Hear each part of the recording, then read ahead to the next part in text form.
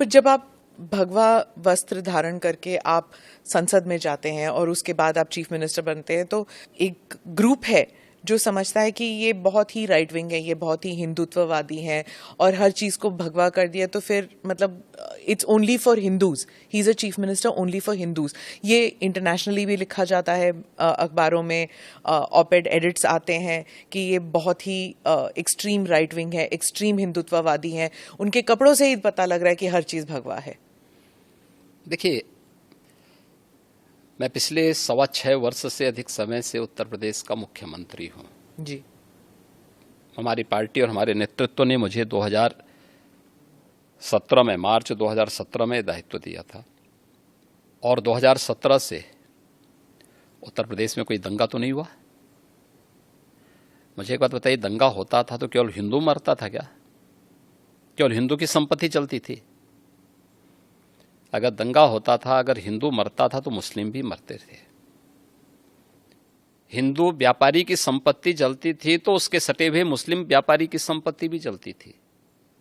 अगर गुंडे किसी हिंदू बेटी के लिए खतरा थे तो मुस्लिम बेटी के लिए भी उतना ही खतरा थे। कर्फ्यू लगता था और व्यापार प्रभावित होता था तो व्यापार तो पूरे बाजार का और पूरे मार्केट प्रभावित होती थी ना, एक व्यक्ति नहीं प्रभावित होता था। परसेप्शन खराब हुआ था तो यूपी का खराब हुआ था ना। पहचान का संकट यूपी के हर नागरिक के सामने आया था ना, केवल हिंदुओं के सामने नहीं आया था। इसलिए यह एक वह स्थिति है। 6 वर्ष में दंगा नहीं हुआ। आज आप देख रहे हैं यूपी में ना, 6 वर्ष में कोई दंगा नहीं हुआ, 6 वर्ष में कोई कर्फ्यू नहीं लगा, 6 वर्ष में सारे पर्व और त्यौहार शांतिपूर्ण तरीके से संपन्न हुए।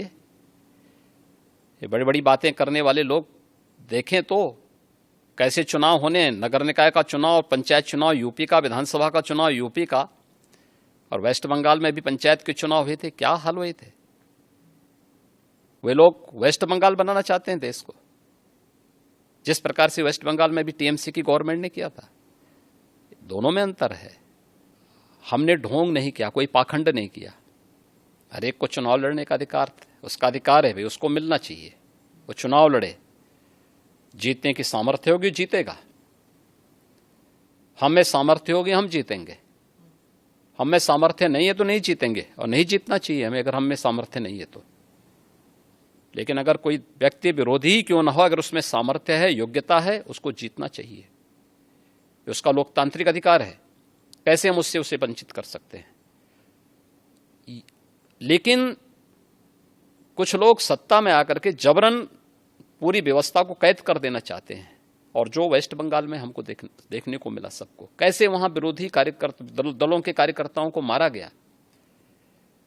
ये चीजें आंखों को खोलने वाली हैं। इस पे तो कोई बोलता नहीं, इस पे कोई टिप्पणी नहीं करता है, सब मौन है। 1990 में कश्मीर में जो कुछ हुआ उस सब पे सब लोग मौन थे। आखिर ये दोहरा दृष्टिकोण क्यों? और इसीलिए पब्लिक विश्वास नहीं करते इन लोगों में। योगी जी के डर से यहाँ पर मेरा कौन डर है? नहीं, आपने एक बार कहा था ना कि एक हाथ में माला है, एक हाथ में भाला है।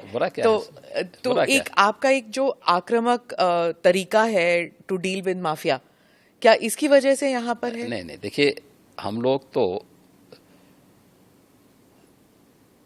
सज्जनों के लिए जितने संवेदनशील हैं, दुर्जनों के लिए उतने ही कठोर भी हैं, और इस शासन की रणनीति है। शस्त्रेण रक्षते राष्ट्रे शास्त्र चिंता प्रवर्तते, यानी व्यवस्था सबकी सुरक्षा के लिए आवश्यक है। सुरक्षा सबको, कानून का राज होगा, लेकिन कानून को बंधक बनाने की छूट किसी को नहीं दी जाएगी। कोई भी हो, कतई नहीं देंगे। आपने ये भी कहा था कि कानून जो है वो मानव के लिए होना चाहिए, दानव के लिए नहीं। ठीक बात है, पर एक constitution. From breaking news, detailed analysis, in depth interviews and explainers, follow the Times of India. Subscribe to our YouTube channel. Don't forget to like our videos and hit the bell icon to stay updated with the latest.